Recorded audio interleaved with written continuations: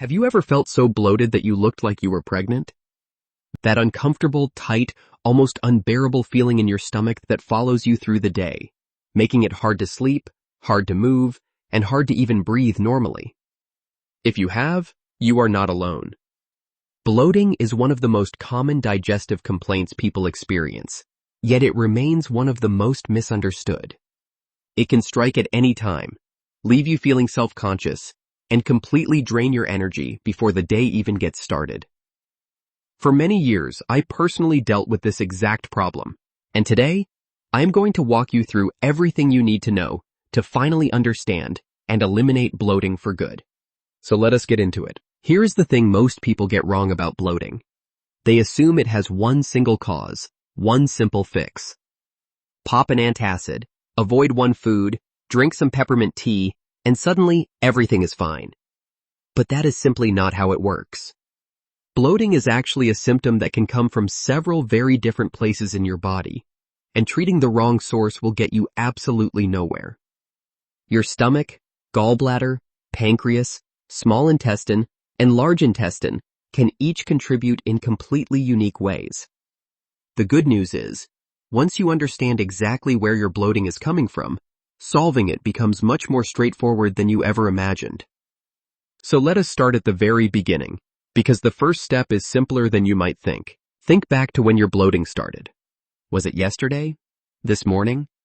What did you eat right before it hit? This timeline is your most powerful clue. Maybe you started a ketogenic diet and introduced sugar alcohols like xylitol or erythritol.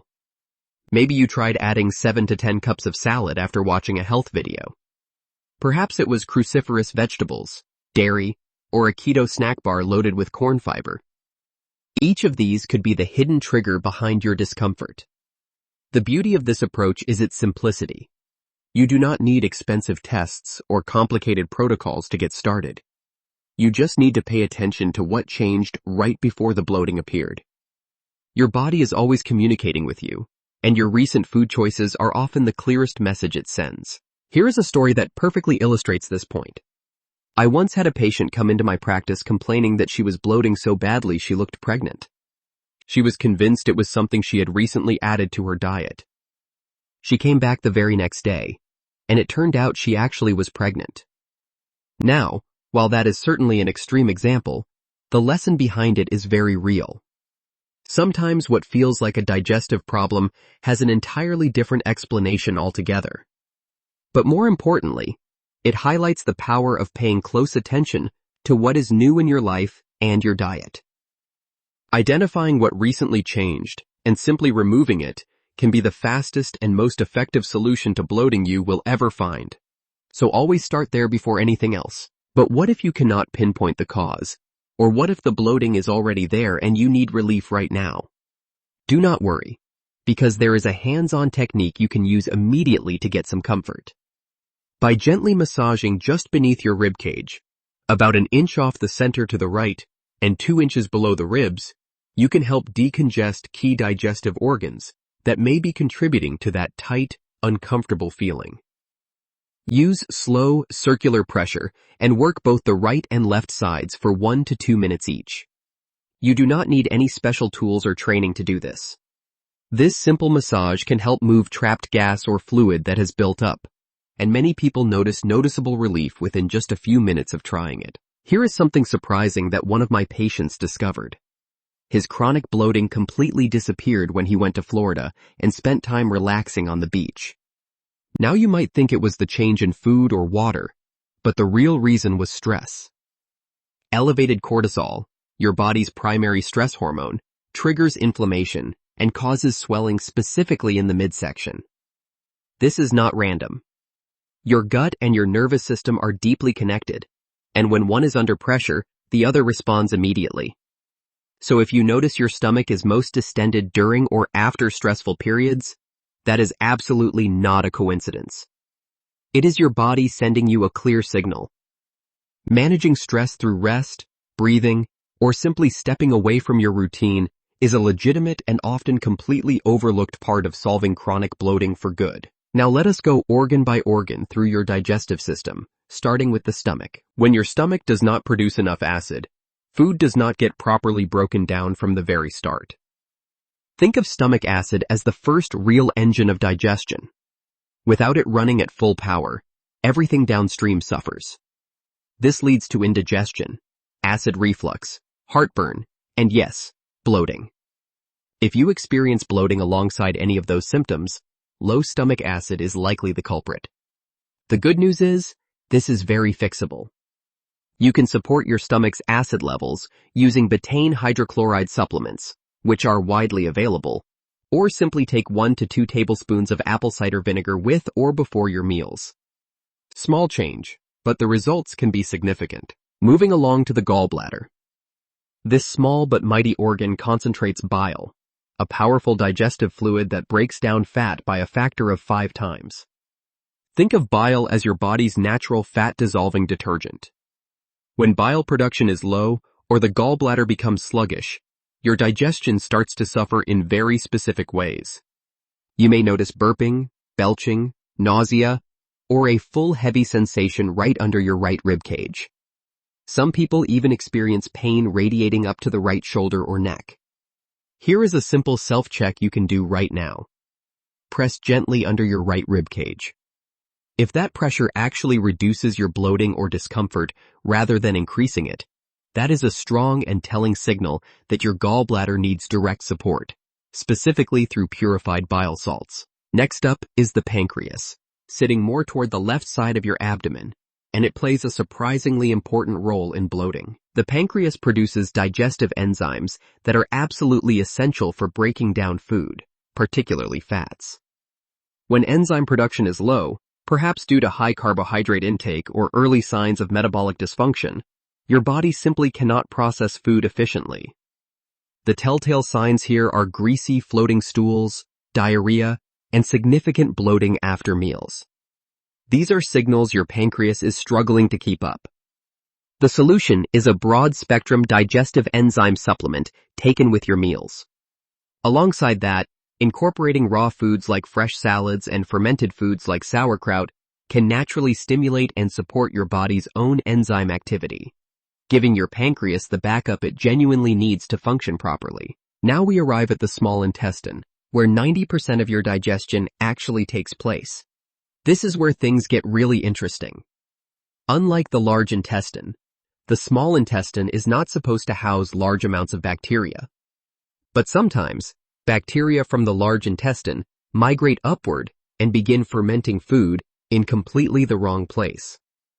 Picture fermentation bubbling inside a sealed container, releasing gas and building pressure with nowhere to escape. That pressure is exactly what you feel when bloating strikes from this source. This condition is called small intestinal bacterial overgrowth, or SIBO, and it is one of the most common and most misunderstood causes of chronic bloating. Many people suffer for years without ever realizing this is the root of their problem, because it mimics so many other digestive complaints. How do you know if small intestinal bacterial overgrowth might be your issue? Here is the key sign to watch for. If taking probiotics or eating more fiber and vegetables makes your bloating significantly worse rather than better, that is a strong indicator.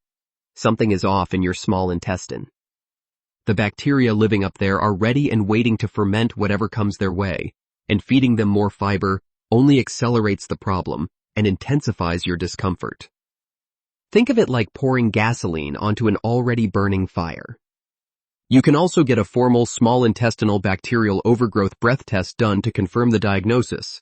But honestly, your dietary response alone can tell you a great deal about what is happening inside your gut before you even step into a doctor's office. So what do you do if you suspect SIBO?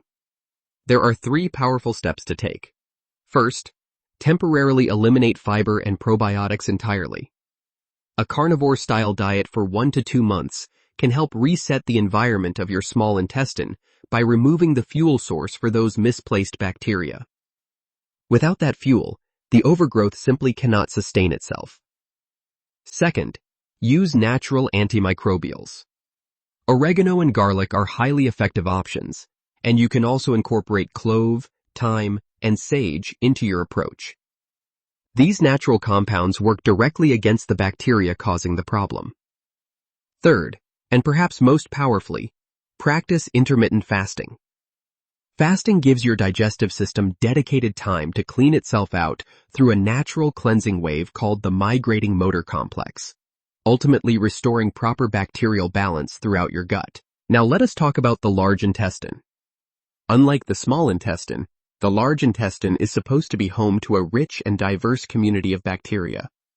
When that community is imbalanced, perhaps because you are not eating enough fiber or vegetables, fermentation can still produce excess gas and bloating. This is a very different problem from SIBO, but the symptom, that uncomfortable, distended feeling, can look and feel almost identical. The average person consumes only about 1.5 cups of vegetables per day, which is simply not enough to sustain a healthy gut microbiome. Your gut bacteria need a steady supply of plant-based fiber to thrive and maintain balance. When they do not get it, the wrong bacteria take over, and gas production increases significantly. Here, adding more fiber and a quality probiotic can make a truly meaningful difference. Here is a simple and surprisingly effective way to tell whether your bloating is coming from the small or large intestine. Eat some sauerkraut, which contains both beneficial bacteria and fiber, and pay close attention to how your body responds. If consuming sauerkraut makes you feel better, your issue is likely rooted in the large intestine, where bacteria and fiber are actually welcome and helpful. If it makes you feel worse, your problem is more likely in the small intestine, where that same bacteria and fiber become fuel for the wrong kind of fermentation. This one straightforward test can help you decide whether to add or avoid probiotics and fiber in your diet, saving you enormous amounts of trial and error and getting you to real, lasting relief much faster. Before you dive into supplements and protocols, there is one foundational step that can resolve bloating on its own for many people. Adopting a healthy ketogenic diet combined with intermittent fasting addresses the root causes of digestive dysfunction by reducing sugar intake, lowering inflammation, giving your gut regular rest, and stabilizing insulin levels. When you cut out processed carbohydrates and refined sugars, you remove the primary fuel source that feeds harmful bacteria and drives gut irritation. Intermittent fasting then gives your digestive system the downtime it needs to repair and rebalance itself naturally. If you have not started there yet, that is your first move. Get the eating plan and timing right, and you may find that everything else falls into place. Thanks for watching, and until next time.